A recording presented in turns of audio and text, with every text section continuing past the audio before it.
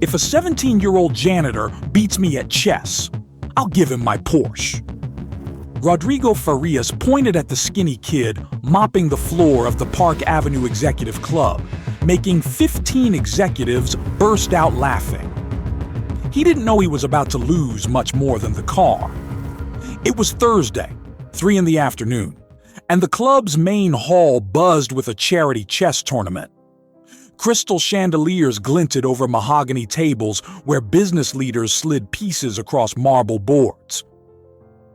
The $12,000 monthly dues bought this kind of exclusivity where even the coffee ran $80 a cup. Rodrigo Farias commanded the center table. 42 years old, owner of Farias Engineering, he had just beaten his fourth opponent in a row. His Rolex Submariner read 315 when he theatrically snatched the queen from the vice president of Meridian Bank. Checkmate in 3 moves, Gustavo.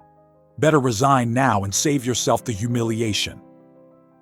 Rodrigo leaned back in the leather chair, savoring the moment. His $3,000 Armani suit didn't have a single crease, even after 2 hours of play. João Victor stopped scrubbing the Carrara marble floor. The industrial buffer went quiet, leaving only the whisper of executive chatter and the clink of porcelain cups. At 17, he knew every corner of that club. He'd been cleaning those floors for 6 months, ever since his mom got sick. The kid studied the board. Gustavo had fallen into a basic trap, the same one his grandfather called the amateur's grave. His fingers twitched as if they wanted to move the pieces into an obvious defense. "Hey, kid." Rodrigo noticed the janitor standing still. "What are you waiting for? The floor won't clean itself." João Victor dropped his gaze. "Sorry, sir. It's just you left your king exposed on the queen's side." Silence sliced through the hall like a guillotine. Gustavo, who was about to tip his own king in resignation, froze. The other executives turned their heads, incredulous. Rodrigo slowly swiveled in his chair, staring at the kid in a faded blue uniform from the outsourced cleaning company. "What did you say?" "Nothing, sir. Sorry." João Victor switched the buffer back on, but Rodrigo raised a hand. No. Repeat what you said, in front of everyone here." There was poison in his voice, the tone of someone about to destroy another person for sport. João Victor turned the machine off. 15 pairs of eyes fixed on him like hyenas sizing up a gazelle. "I said you left your king exposed. If Mr. Gustavo moves the knight to e5, you don't have mate in 3. It's a forced draw." Gustavo looked at the board. His eyes widened as he realized it. It was true. There was a defensive sequence he hadn't seen. Rodrigo flushed. Not with embarrassment, but with pure rage. A janitor kid had spotted something he hadn't calculated in front of all his peers. "Got yourself a street-smart genius now?" Rodrigo stood up, his 6'1" frame casting a shadow over João Victor. "These kids watch 2 YouTube videos and think they understand chess. Gustavo, make the move our prodigy suggested. Let's see what happens." His tone dripped sarcasm, but there was something more dangerous beneath it, a need to crush any challenge to his authority. Gustavo hesitated, glancing between Rodrigo and the board. His fingers trembled slightly as he picked up the knight and placed it on e5, exactly as João Victor had suggested. What followed made the air in the hall feel heavy. Rodrigo studied the position for a full 15 seconds, his face shifting from red to a sickly pale. There was no mate in 3. At best, a messy draw that would drag on for 20 moves. "Beginner's luck," Rodrigo spat, but his voice had lost its earlier swagger. He forced the draw in 12 furious moves, slamming the pieces harder than necessary. When Gustavo accepted the result, relieved not to have lost, Rodrigo turned to João Victor with eyes that promised blood. "You think you're clever, kid. Think that because you guessed one move by accident, you can stick your nose where it doesn't belong." Rodrigo circled João Victor like a shark around prey. The other executives watched, fascinated, some already raising their phones discreetly. "You know what your problem is? People like you don't know your place. You sit around dreaming about what you'll never have, watching little videos online, thinking you can be somebody." João Victor kept his eyes on the floor, hands gripping the buffer handle until his knuckles went white. He knew men like Rodrigo. He'd cleaned up after plenty of them. He knew any answer would only fuel more humiliation.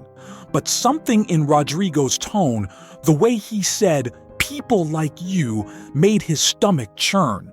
It was the same line he'd heard when his dad was betrayed and lost everything, when his family plunged from middle class to poverty in a matter of months. "You know what we're going to do?"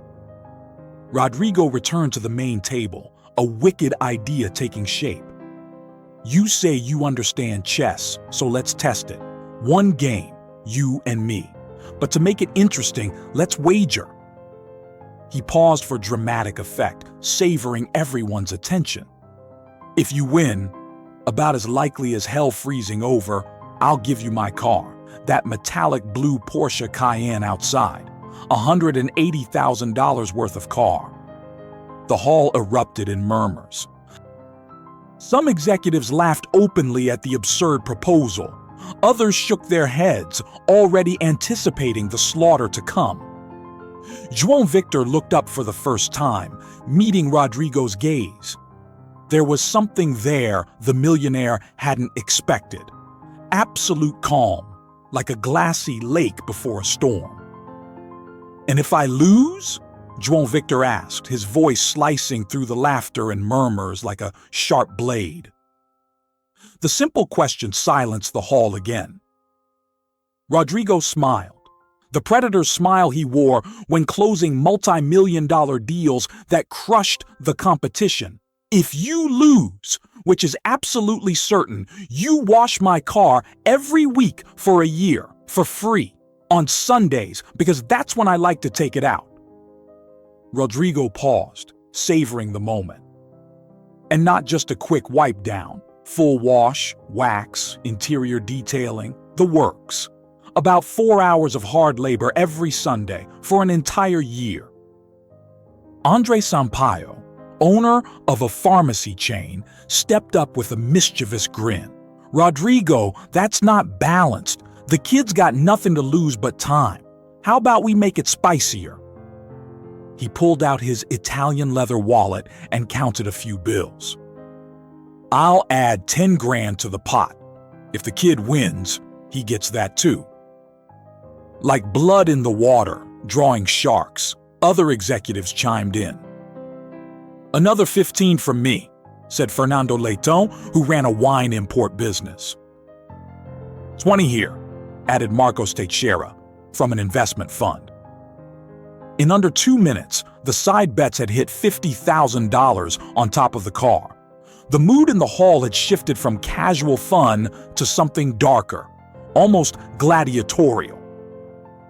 João Victor glanced at the club's wall clock. 3:35 p.m. In 2 hours, he needed to be at City Hospital with the money for his mom's surgery deposit. $45,000 he obviously didn't have for a heart procedure that couldn't wait any longer. Marina, his mother, had been admitted for 3 days, delaying the operation with promises that her son would get the money. Empty promises, until now. "One more condition," Rodrigo added, sensing he had everyone's full attention. "When you lose, and you will, I want you to apologize, on your knees, in front of everyone here, for wasting our time with your ridiculous pretension." The sadism in his voice was palpable, fed by a few approving laughs.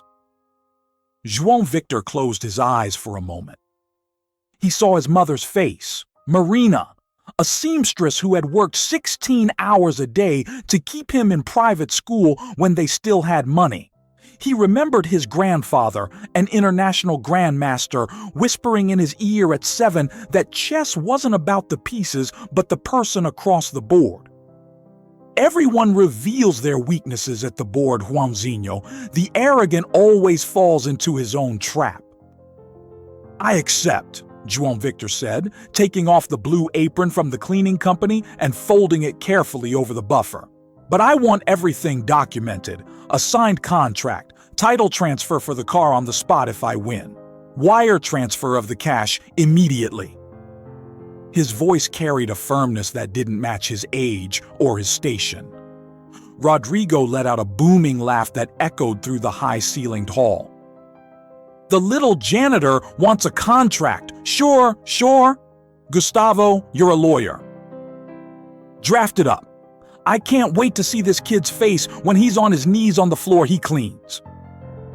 While Gustavo drafted the contract on his laptop, the club's hall turned into an arena. The executives abandoned their own games and formed a semicircle around the main table. Someone brought out the club's official board, a collector's piece in ebony and ivory valued at $30,000, reserved only for tournament finals. The contrast was brutal. On one side, Rodrigo in his pristine suit. On the other, João Victor in his worn uniform stained with cleaning chemicals. Official chess clock, 30 minutes per player, announced Fernando Leitão, stepping in as an impromptu arbiter. FIDE rules, the International Chess Federation. Lose on time or get checkmated. You lose everything. He set the digital clock between them, red numbers glowing, 30D for each side. Rodrigo used the prep minutes for his personal show. He opened a side drawer and pulled out 3 chess trophies, placing them where João Victor would be sure to see. Club champion 3 years running, State Master Division runner-up in 2019, 2100 USCF rating. Each title landed with pomp, each trophy polished on his jacket sleeve for maximum dramatic effect. João Victor stayed silent, but his eyes flashed with something Rodrigo couldn't place. The kid pulled a worn handkerchief from his pocket and carefully wiped his hands, removing any trace of cleaning chemicals. Then he did something that caught everyone's attention. He closed his eyes and moved his fingers in the air as if playing piano or visualizing something only he could see. 15 seconds of silent motion that felt like an eternity. What the hell is that? Rodrigo broke the silence. Praying kid. You'll need more than prayers. The laughter that followed was nervous, forced. Something in João Victor's posture had changed. The hunched kid mopping the floor was gone. In his place sat someone with a straight back, relaxed shoulders, and breath controlled like an athlete on the starting blocks. Done, Gustavo announced, turning his laptop screen. Contract drafted. Rodrigo Farias wagers his 2024 Porsche Cayenne plate BRZ 4A51 valued at $180,000 plus $50,000 in cash from the executives present. João Victor Santos wagers weekly car cleaning services for 1 year and a formal apology in case of defeat. Do both parties agree? João Victor Santos. Rodrigo repeated the name with scorn. Definitely a poor man's name. Sign it, Santos. I've got a meeting at 5. After I finish you here, I still have to close a $15 million deal. He signed the digital document with his $1,600 Mont Blanc pen, making sure João Victor saw the gold emblem. João Victor borrowed a Bic pen from someone and signed his name in impeccable handwriting. When he finished, he looked Rodrigo in the eyes for the second time since it all began. Would you like white or black, sir? White, obviously, Rodrigo replied, already setting up the pieces with quick, precise movements. First move advantage, chess 101, something you'd know if you'd actually studied, not just watched 15-minute videos on your break from mopping. He hit the clock, starting João Victor's time. The mechanical click echoed through the silent hall. King's pawn to e4, the most classic chess opening, played for centuries by masters and amateurs. Rodrigo made the move with studied nonchalance, leaning back as if he knew a boring afternoon lay ahead. Around them, executives began whispering side bets. 15 minutes till the kid resigns, someone muttered. 10 minutes and he's crying, another replied. João Victor studied the board for exactly 3 seconds before answering. Knight f6, the Alekhine defense, a relatively rare reply that made Rodrigo raise an eyebrow. Trying to be exotic? I saw that in the 2018 World Championship. Fischer used it sometimes. Won't help you. He pushed the d-pawn 2 squares, expanding his grip on the center. What happened over the next 10 moves was a silent dance that started a murmur among the savvier onlookers.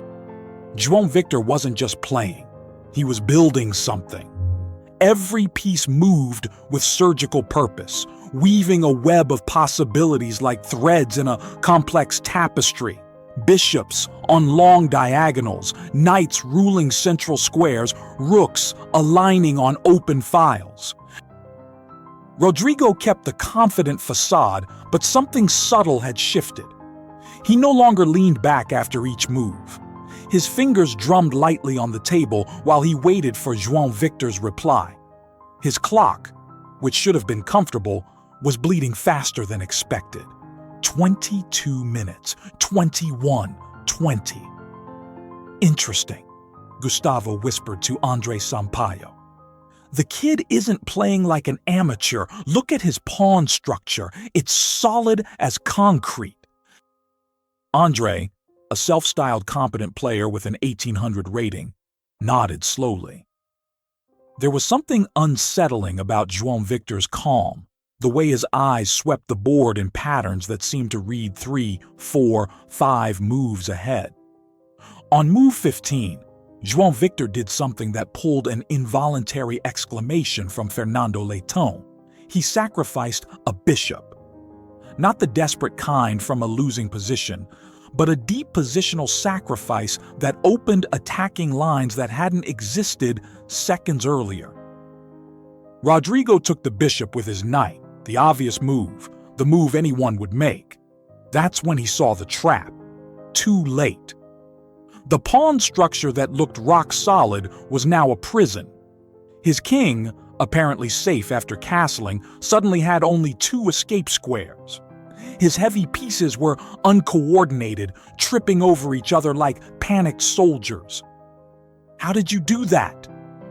Rodrigo's voice came out higher than he intended, betraying his growing anxiety for the first time. Beads of sweat formed on his forehead, despite central air keeping the club at a cool 72 degrees. That bishop sack, that whole sequence, this isn't amateur stuff. He tried to reassemble the position in his mind to find an exit, but every path led to more trouble. João Victor didn't answer immediately. He slid a rook to the 7th rank, a simple-looking move that carried mate threats in 3 different lines. Only then did he lift his eyes, and there was something in them that made the whole hall hold its breath. My grandfather taught me that sequence when I was 8. He called it the Petrosian variation, after the Armenian world champion. You should know it given your 2100 rating. The precise mention of his rating made Rodrigo flinch. It was public info in the Federation, but the fact that a teenage janitor knew it suggested something bigger. Your grandfather? Rodrigo asked, shifting his queen in a desperate stab at counterplay. Who was he? A janitor too? Mikhail Volkov, João Victor answered, and the name hit the room like a bomb. Three executives who truly followed competitive chess went pale.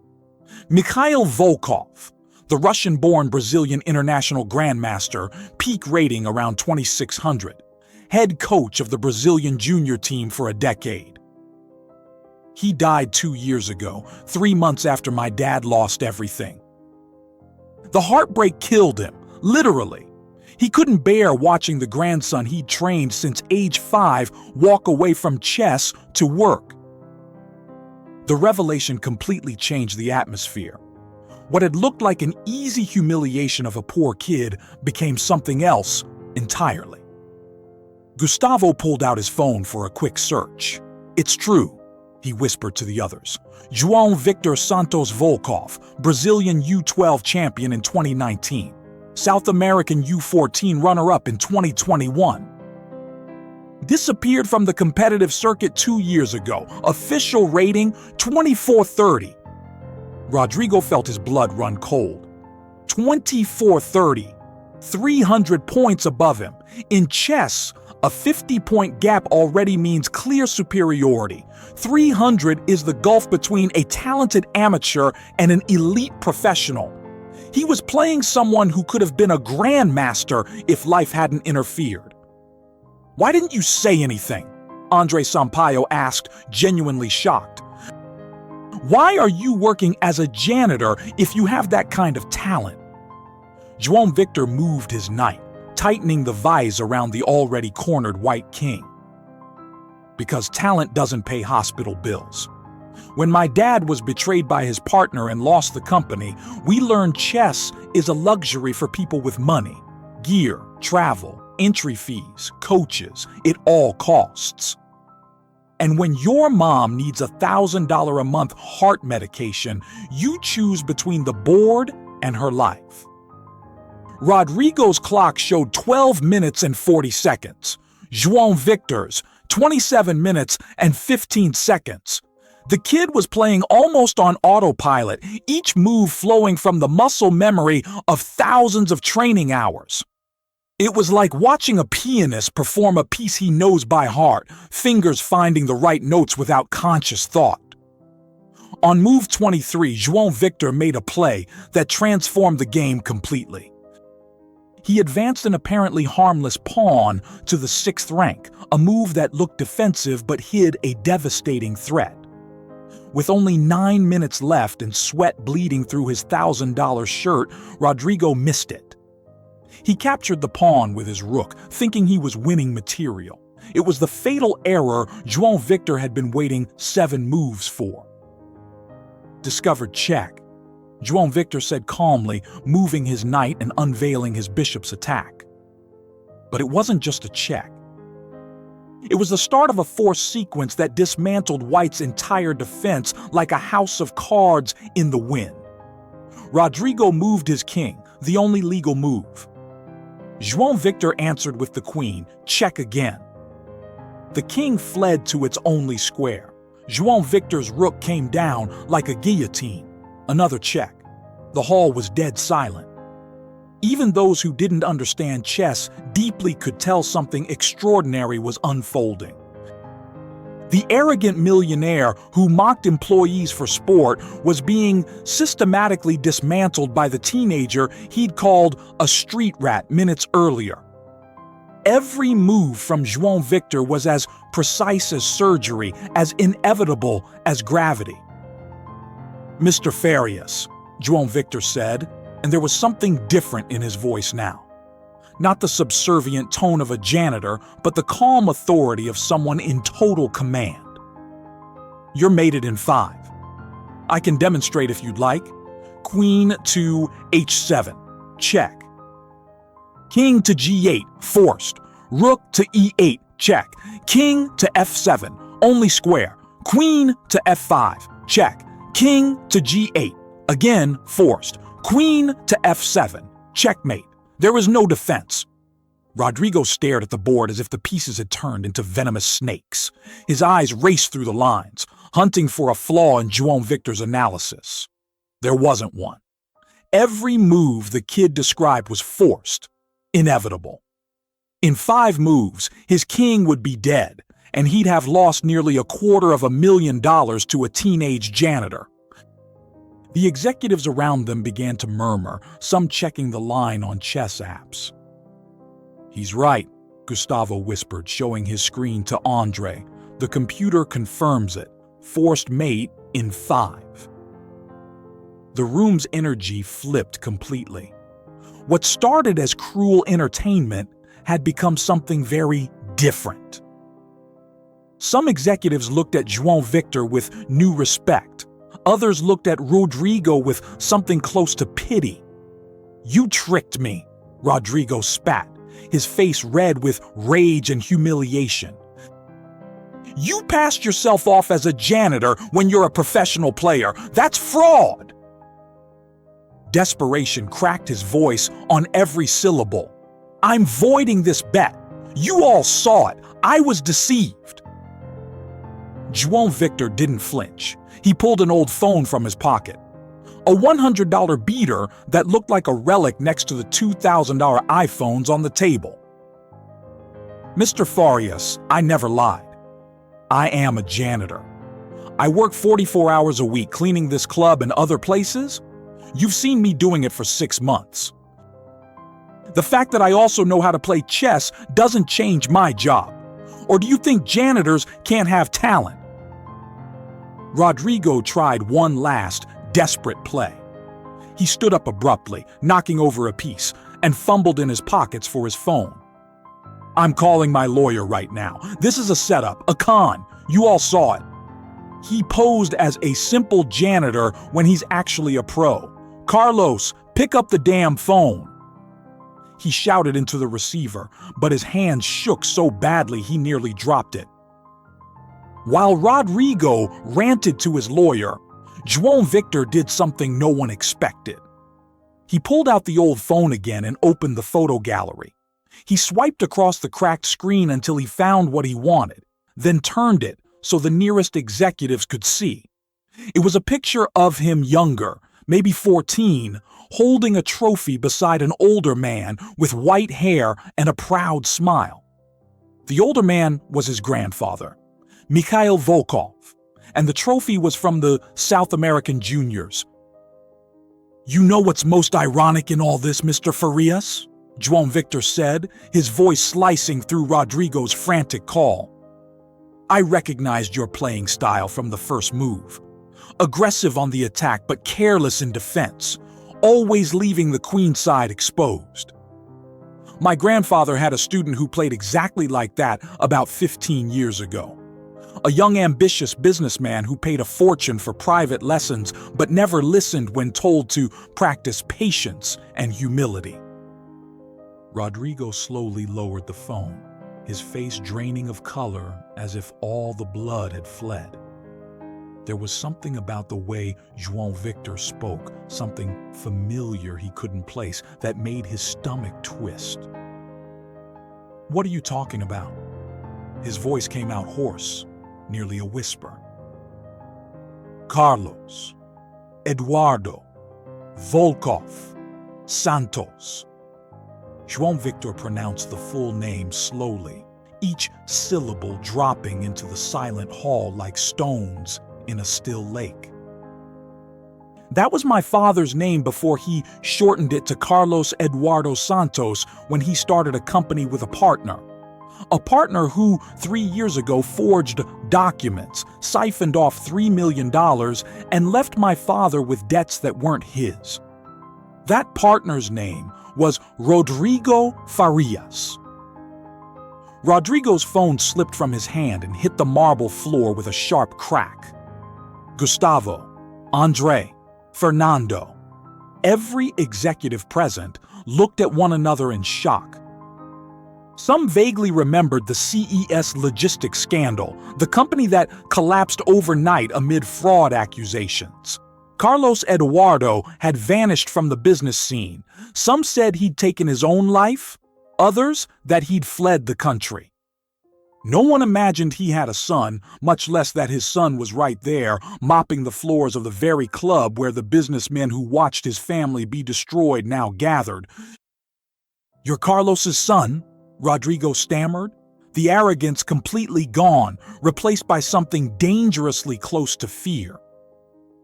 But he didn't have kids. He never mentioned.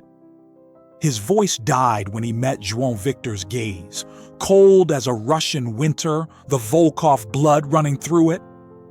He didn't mention me because he wanted to protect me from the world you live in, João Victor replied, methodically arranging the pieces into the final checkmating pattern as he spoke.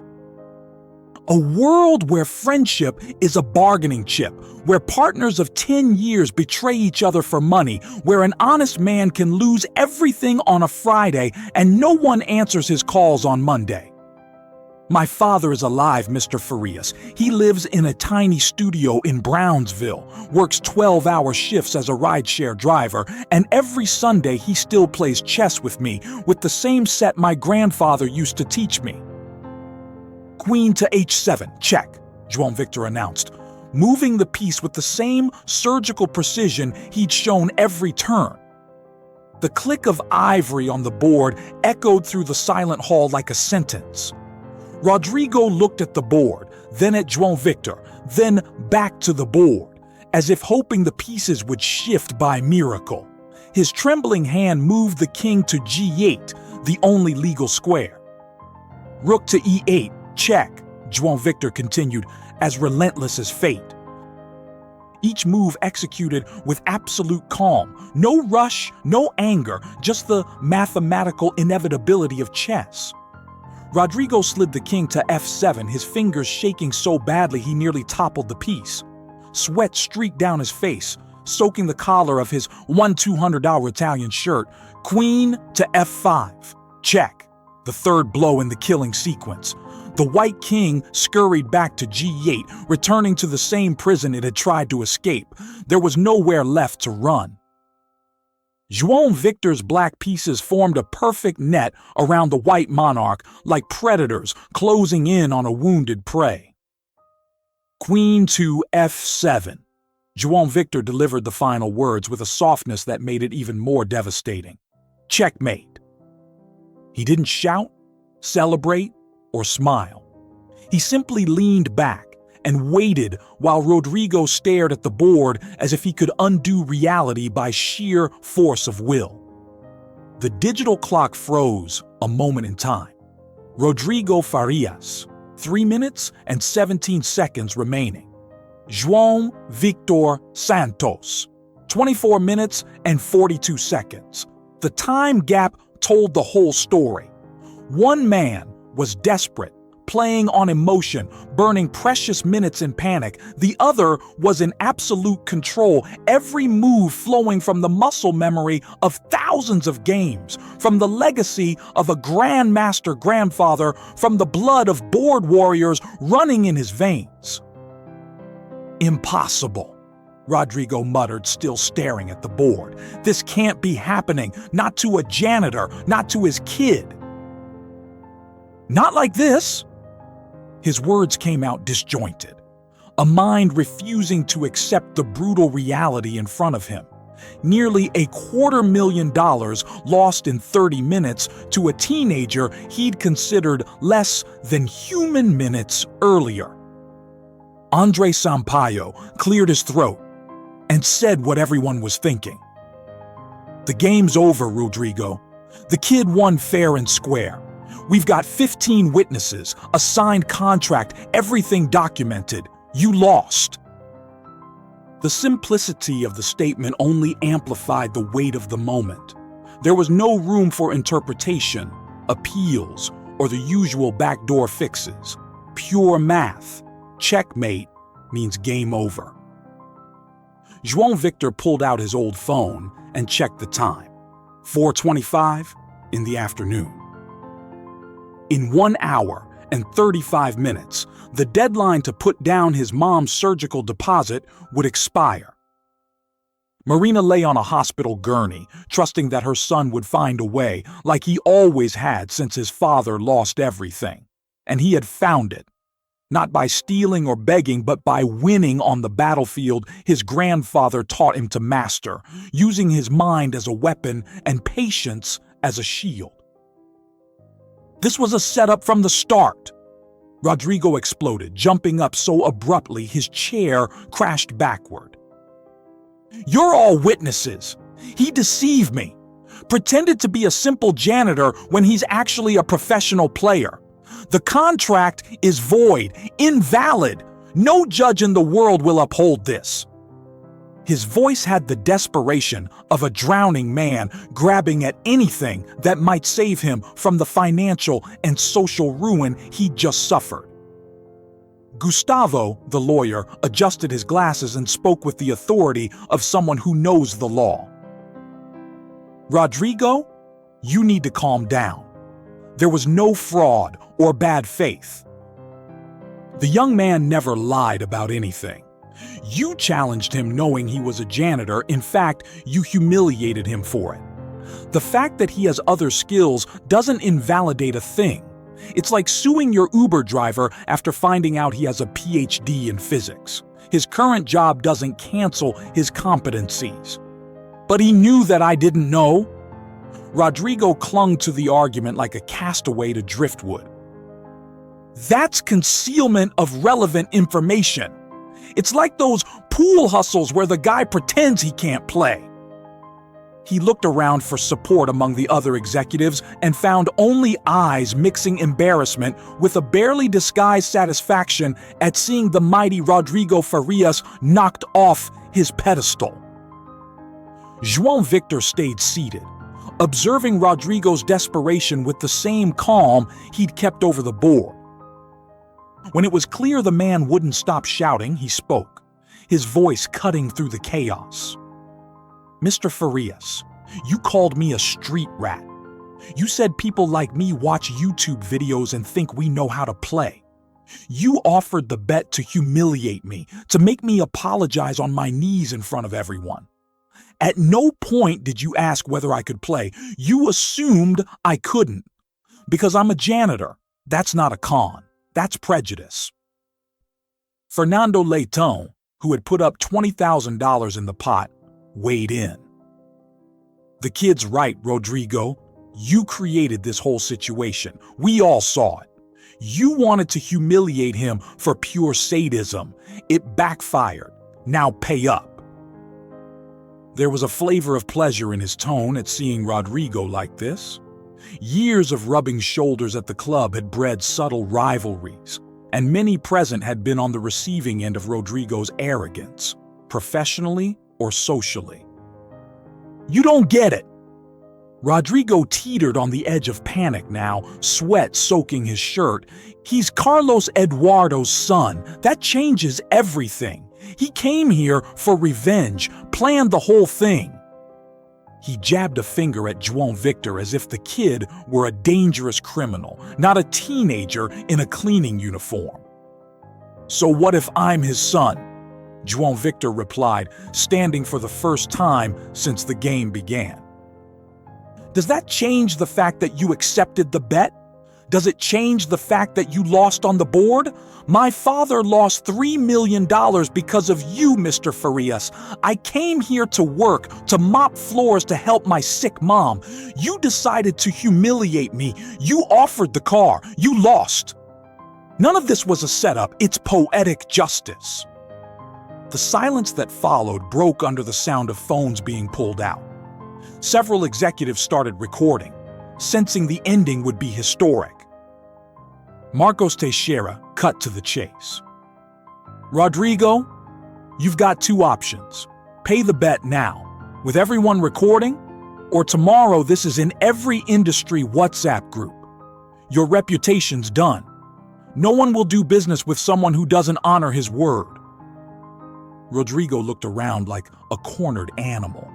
Cameras aimed at him, expectant faces, some openly savoring his fall. His mind raced through the consequences. Losing $230,000 would hurt, but losing his reputation in the business world would be fatal. Contracts would be canceled, doors would slam shut, and the empire he'd built on lies and betrayals would start to crumble. "Car title," he said at last, his voice ragged as if the words were tearing his throat. "It's in the glove compartment. The key's on me. He pulled the Porsche key from his pocket, a solid gold key fob engraved with his initials, and tossed it onto the board. The chess pieces jumped at the impact, some toppling over, as if even they recognized the symbolic end of an era. João Victor picked up the key without hurry, examining it as if it were just another object, not the key to a car worth more than many homes. "And the 50 grand from you, gentlemen?" He looked at the other executives who had contributed to the pot. One by one, they pulled out their phones and began instant transfers via Zeal. The ping of notifications on João Victor's battered phone created a surreal symphony in the hushed hall. 10,000 sent, said Andre Sampaio, showing the receipt. 15 done, confirmed Fernando Leitão. 20 completed, finished Marcos Teixeira. In under 3 minutes, $50,000 had changed hands, moving from millionaire executives to the account of a teenage janitor they'd considered invisible just minutes earlier. João Victor verified each transfer in his banking app, the old phone taking its time to load every screen. When he confirmed everything was in order, he pulled a crumpled paper from his pocket. It was a hospital invoice from St. Luke's City Hospital, amount $45,000, due today at 6 p.m. "This is what it's for," he said, showing the paper so everyone could see. "My mother's heart surgery, mitral valve. She's a seamstress, worked all her life. And the public hospital wait list is 2 years. She doesn't have 2 years." Rodrigo stared at the invoice as if it were a mirror showing his own rotten soul. He'd lost nearly $250,000, but that money would save a life. The kid didn't want luxury or flash. He wanted to save his mother. The simplicity of that truth made everything more devastating. How many lives could Rodrigo have saved with the money he burned on suits and watches? How many mothers could have been operated on for the price of the champagne he poured at parties? "Wait," João Victor said as Rodrigo rose to leave, defeated and humiliated. The man stopped turning slowly, bracing for another humiliation, another blow to his already shattered pride. But what he saw in the kid's eyes wasn't cruelty or revenge. It was something he didn't recognize at first because no one had ever directed it at him: compassion. "The car," João Victor continued, holding up the Porsche key. "I don't know how to drive. I never had the money for a license, and even if I did, a car like this would draw way too much attention in Brownsville. It'd get stolen in a week, or people would assume I'm a dealer." He paused, rolling the key between his fingers. "But you need it to work, to keep your company running. So here's my proposal." Rodrigo froze, not understanding where this was going. The other executives stopped too, curious what the kid was plotting. João Victor pulled out his phone and did a few quick calculations. The car's worth about $180,000. With the 50 I've already received, I have enough from my mom's surgery and about 5,000 left for post-op meds. I don't need more than that. "What are you proposing?" Gustavo asked, voicing what they all wanted to know. João Victor looked straight at Rodrigo. "I'm proposing you keep the car, but sign a contract committing to 3 things. First, give my father a regular payroll job at your company. It doesn't have to be high level, he just needs to work with dignity again. Second, pay for medical school for a girl from my neighborhood who got in but can't afford to attend. Third, never again humiliate one of your employees, janitor, doorman, or president." The hall fell into absolute silence. The proposal was so unexpected, so different from what anyone would do in that situation, that even the most cynical executives felt something shift in their chests. João Victor was turning down a fortune not out of weakness, but out of something far more powerful: The certainty that revenge wouldn't fix the past, but might help build a better future. Rodrigo felt his eyes sting in a way they hadn't in decades. When had he become this person? When had he lost the ability to see humanity in others? "Your father," he said, voice tight. "I destroyed his life. Why do you want me to hire him?" "Because he needs his dignity back, not charity," João Victor answered simply. "And because if he can work for you honestly, maybe he can forgive, not for your sake, for his. Carrying hatred is too heavy." My grandfather taught me that in chess and in life, sometimes the strongest move isn't the attack, it's offering peace when you've already won. 6 months later, Marina Silva Santos was walking the corridors of St. Luke's City Hospital for her final post-op checkup. The new valve worked perfectly, and she was back to sewing, now as a small business owner with a tiny workshop that Rodrigo had helped finance as part of his own change of heart. João Victor was at City College of New York, studying mathematics on a full merit scholarship. He kept playing chess, now as a volunteer coach for kids from the inner city, teaching that the chessboard is one of the few places in the world where a pawn can defeat a king. On weekends, he visited his father, Carlos Eduardo, who worked as a logistics manager at Rodrigo's company, slowly rebuilding his confidence in himself and in the world. Rodrigo Farias changed. Not overnight. Not completely. But he changed. He sold the Porsche and bought a simpler car. He started eating in the cafeteria with the staff instead of the VIP room. He learned the names of every janitor, doorman, and receptionist. And every Thursday afternoon, he played chess with Carlos Eduardo, trying, through the game, to rebuild a friendship he himself had destroyed. The girl from João Victor's neighborhood, Leticia, was in her second semester of medical school, her family's first. She wore the same Silva on her white coat as João, not by blood, but in gratitude to the person who made her dream possible. She studied at SUNY downstate. At the Park Avenue Executive Club, the table where the legendary game took place received a small, discreet bronze plaque. It read only, "Here, on March 23rd, a janitor taught us all that the truest chess is played with people, not pieces." And that underestimating someone for the uniform they wear can cost far more than money. It can cost us the chance to become better human beings. João Victor never had to mop the club's floors again, but he sometimes stopped by. Not as a janitor and not as a celebrity, but as a volunteer chess teacher for employees' children. He taught openings, defenses, endgames. But above all, he taught what his Russian grandfather taught him, that in chess, as in life, the most beautiful victory isn't the one that humiliates your opponent, but the one that transforms them into someone better. And Rodrigo?